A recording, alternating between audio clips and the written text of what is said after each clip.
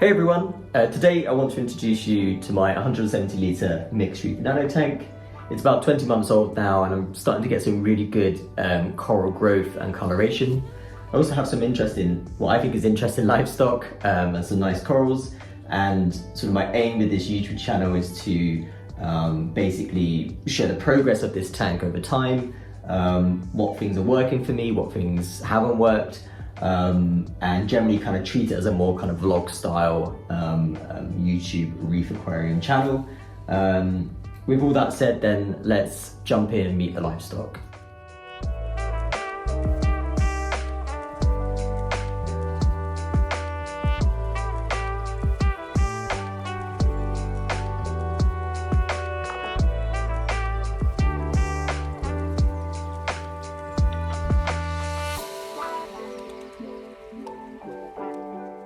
Okay, so here is the tank. So as I said, it's about 170 litres, 140 litres is the display and a 30 litre sump.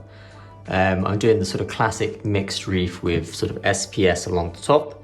So it's a mix of sort of digitatas, stylophoras, hystrix, so generally kind of basic SPS. I do have a few acropora as well.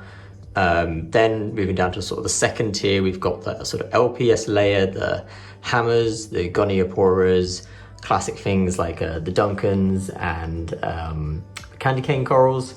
And then over here, I'm quite proud of my acan gardens. So these guys are really, really chunky, really, really big extended polyps, especially at the moment. Now I've got my pH nice and high. At the back, we've got an Indo Gold torch there. That looks really nice under the blues. My sort of Zoa garden, nothing too special here. Some Blastomusa, more Zoas. Then we've got 4 rock flower anemones. These 3 here are actually relatively new. And I think this one's actually pooping at the moment, which is why it's shriveled up. And this one I've actually had probably about 2 years or so. So it used to be in an older tank. And you can see how big they actually get over time. And this is a nice little colony here of forest fire Rhodactis mushrooms. Then we got some at the back here, some Platy Montipora, which aren't, they're doing okay. Really, they probably need more light, more par. And obviously this red one here has been stung by the anemone, but generally not too bad. Then at the back, we've got some Sophastria, so a branching pink one and a yellow encrusting one. Turbinaria, scrolling coral, some Favia, and I think it's called a Jason Fox bug out stylophora at the back there. So generally, a real mix of corals. I generally like the more basic SPS, like the single color, chunky kind of colonies. So really like the stylophoras and the hystrix that just have that kind of single color that you can sort of see from across the room. Fish-wise, my sort of focus with this tank is nano fish. So I like the idea of having lots of little fish, which you might not see all the time, but when you do, it's kind of exciting. So the exception to that being this school of red spot cardinals. So some people say they look a bit like freshwater fish, but they actually have really interesting schooling behavior.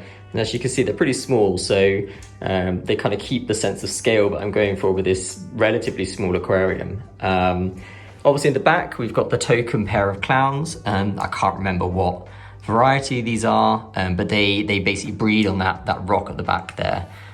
So they tend to stick to that area.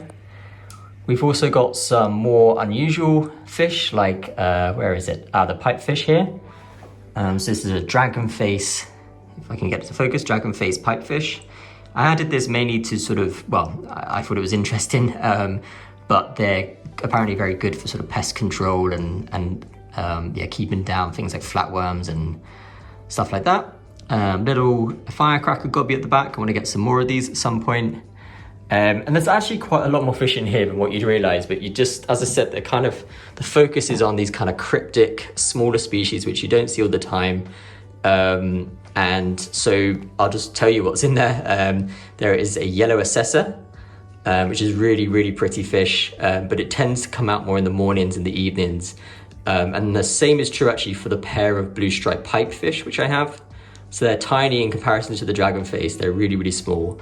And you typically see those more in the morning and the evening. There's a possum wrasse, I think Tanaka's possum wrasse, and also a Swiss scarred basslet, which is usually on show, but I think, I don't know, they always get camera shy. But in another video, I'll probably do a rundown of all the different fish species in here. So I think that's it. I just wanted to give you, a very brief overview of my tank. I'll probably do follow-up videos where I go into specific things like lighting and there's the Tanaka possum wrasse. I've just noticed it's got, looks like it has a slight wound or something on its head. There's the Swiss scarred basslet. I don't know if that's a bit of sand because it seems to root around in the sand quite a lot actually, that wrasse. Have to keep an eye on it, but had it a while, it's generally doing okay, I think.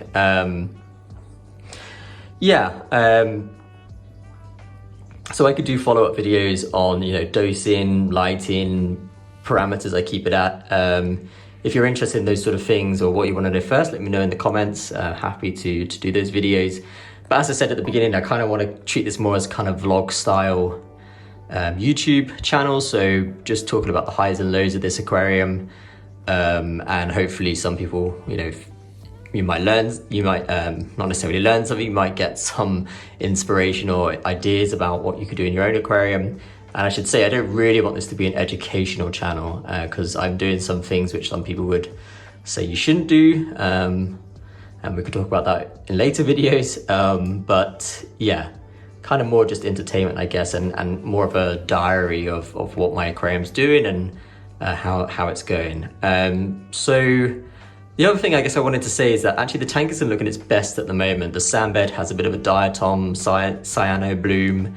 There's some quite serious algae starting to erupt on the rocks. And the reason for that is that unfortunately, I have some acropora eating white bugs. So you've probably heard of red bugs.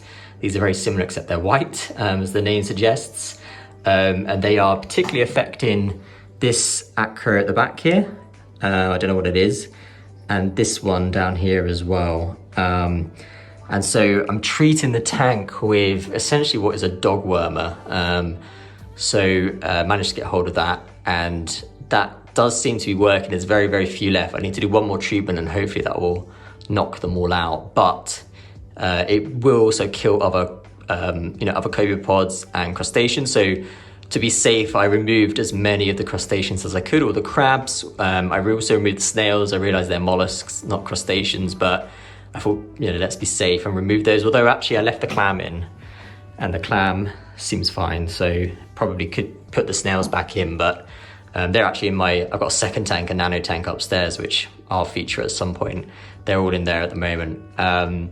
So I think without that algae control, without those grazers in there, those cleanup crew, I'm getting a bit of algae breaking out on the rocks, which is really interesting because it goes to show, actually how useful they are.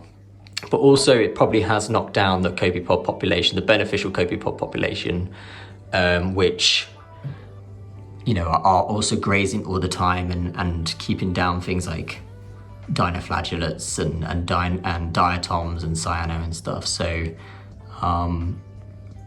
yeah, I'm hoping that once we finish this treatment, they will spring back and I can get the tank looking nice again.